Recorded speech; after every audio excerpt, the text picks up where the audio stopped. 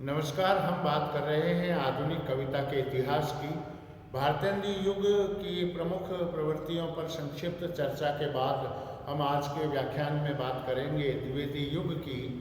1900 से 1913 के इस कालखंड में हिंदी साहित्य की ऐतिहासिक महत्व वाली पत्रिका सरस्वती का संपादन यशस्वी महावीर प्रसाद द्विवेदी के द्वारा किया गया। वे हिंदी भाषा के परिष्कर्ता, कठोर निरीक्षक, कुशल संपादक, प्रखर आलोचक एवं अनुवादक भी थे। भारतेंदु युग की समाज सुधार, देशभक्ति की भावना और खड़ी बोली के प्रयोग को दिशा इसी युग में मिली। इस युग में प्रबंध और मुक्तक दोनों ही प्रकार की कविताएं लिखी गई। खड़ी बोली को काव्य माध्यम के रूप में स्वीकृति इसी युग की देन है, क्योंकि इस युग तक के कवि हरिऔध, रत्नाकर और सत्यनारायण कविरत्न पहले से ही ब्रज भाषा में काव्य सृजन कर रहे थे। हाँ, ये जरूर रहा कि काव्य भाषा पर गद्य भाषा का प्रभाव पड़ा। कुछ विद्वान तो यहाँ तक कहते हैं कि इसी के बल पर कवित्व पूर्ण छायावादी कविता का विकास हुआ।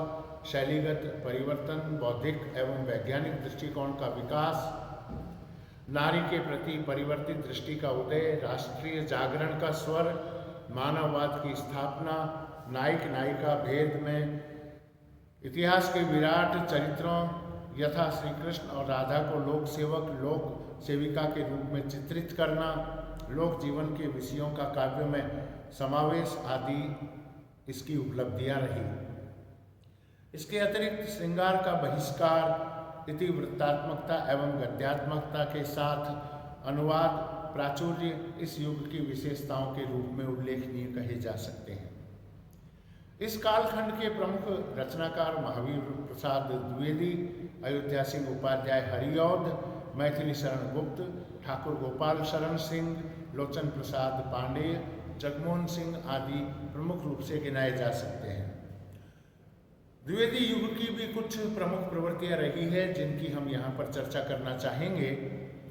देशभक्ति की भावना इस युग की एक प्रमुख प्रवृत्ति रही। इस काल के प्रत्येक कवि ने देशभक्ति के बारे में कुछ न कुछ अवश्य ही लिखा है। इस अभिव्यक्त प्रबंध दोनों की तरह की ही इसमें कविताएं हुई। जनता को अपने अतीत पर गर्व था, उसे पाश्चात्य सभ्यता हीन लगती थी। स्वाभिमान, राष्ट्र के प्रति समर्पण और निष्ठा बढ़ी। मानवतावादी कविता इसकी एक अन्य प्रवृत्ति है। इस युग के कवियों में मानवतावाद का संचार हुआ।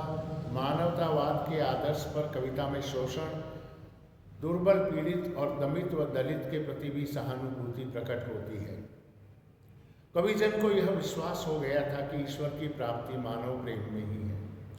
बौद्धिकता की प्रधानता इस युग की एक अन्य प्रवृत्ति रही है।